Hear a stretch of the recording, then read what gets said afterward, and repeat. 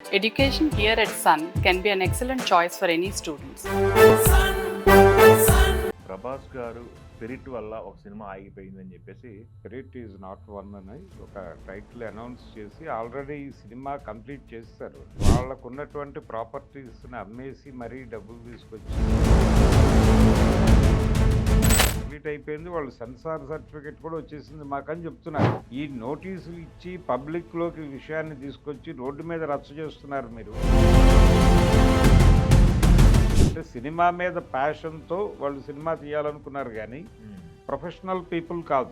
ఉండొచ్చు 15 లక్షలు అంటే మామూలు విషయం కదా. అదే సినిమాలన్నీ ఇప్పుడు 100 కోట్లు 200 కోట్లు అని మాట్లాడుతున్న టైంలో అది సముద్రంలో కాకిరెట్టే కావచ్చు. కానీ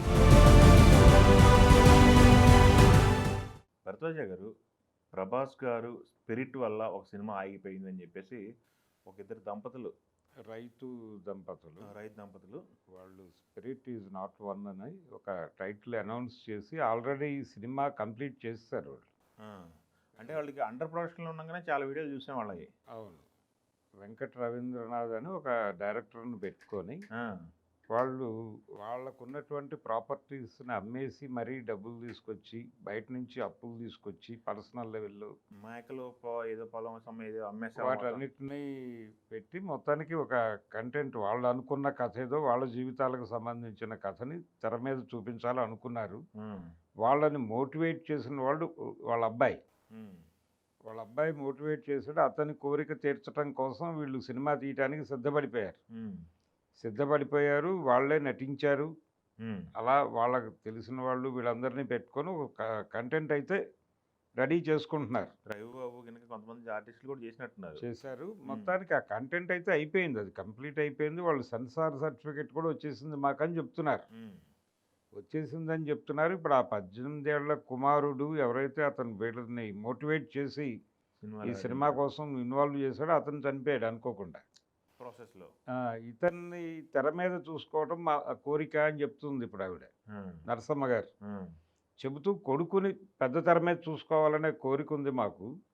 సినిమా సెన్సార్ అయిపోయింది. మేము యూట్యూబ్లో దానికి సంబంధించిన చాలా కంటెంట్ పెట్టున్నాం ఇప్పటికే. ఇది థియేటర్కి రిలీజ్ కోసం మేము ప్రయత్నాలు చేస్తూ ఉన్న టైంలో మాకు టీ సిరీస్ నుంచి నోటీసులు వచ్చినాయి. భరత్ కుమార్ అనే పేరుతో నోటీసులు వచ్చినాయి అనేది ఆవిడ చెప్తోంది.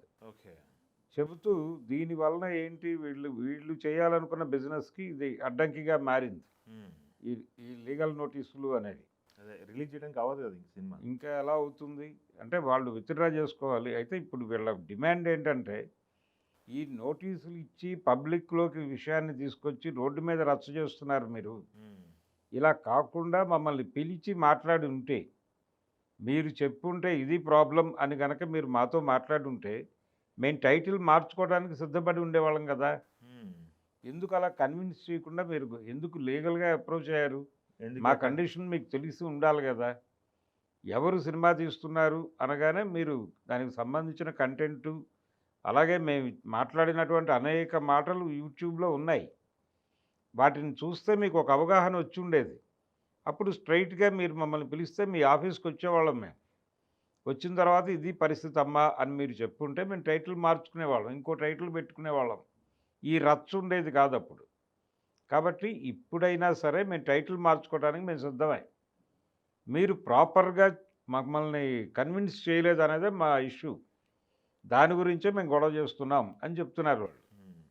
కాబట్టి ఇప్పటికైనా సరే స్పిరిట్ యూనిట్ వాళ్ళు ఎవరో ఒకరు కూర్చోబెట్టి ముందు ఆ ఫ్యామిలీతో మాట్లాడి వాళ్ళ ఇష్యూస్ ఏంటో కనుక్కుని, అంటే సినిమా మీద ప్యాషన్తో వాళ్ళు సినిమా తీయాలనుకున్నారు కానీ ప్రొఫెషనల్ పీపుల్ కాదు.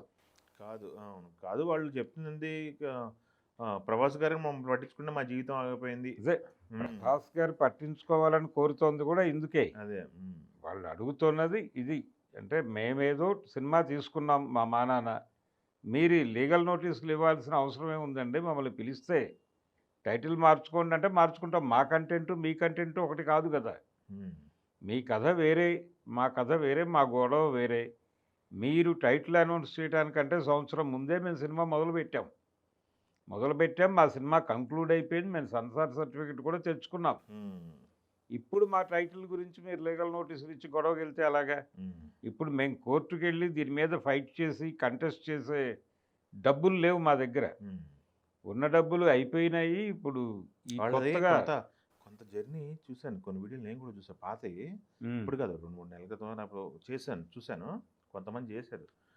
అక్కడ ఏంటంటే వాళ్ళకి డబ్బులు అయిపోయి సగం సినిమా ఆగిపోయిందని చెప్పేసి ఊరి బయటకు వచ్చేసి ఊరి బయట హోటల్ పెట్టిందంట. ఇడ్లీలు అమ్ముకొని మళ్ళీ డబ్బులు పోగు చేసుకుని మళ్ళీ ఇంకో షెడ్యూల్.